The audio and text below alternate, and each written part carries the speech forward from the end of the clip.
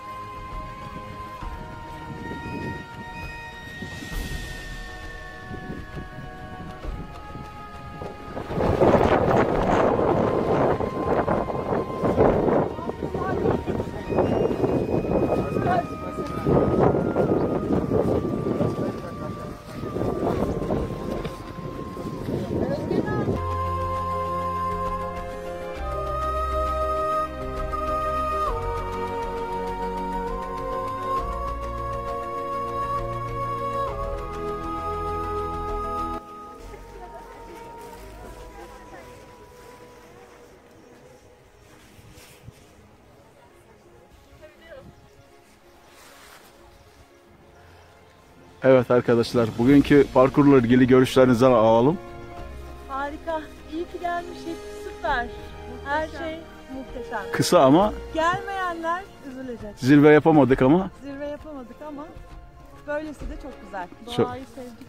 Evet Teşekkür Özge, ederiz. seni dinliyoruz. Doğayı sevdik. Abdullah.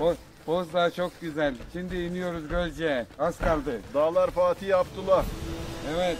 Hepimiz. Kim tutar abi?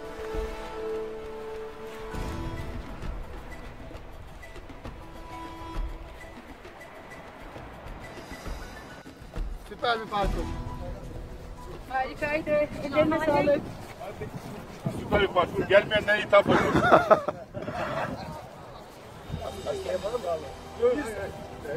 Nasıldı parkur? Mesut? Özge? Harikaydı. Mevlüt? Muhteşem. Süper.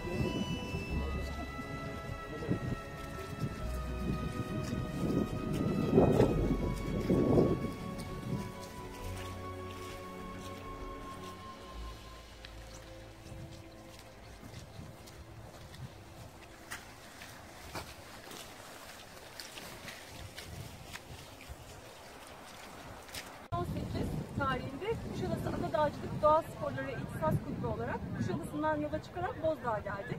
Kamp alanına yerleşip herkes çadırlarını kurdu. Daha sonra güzel bir gece geçirdik.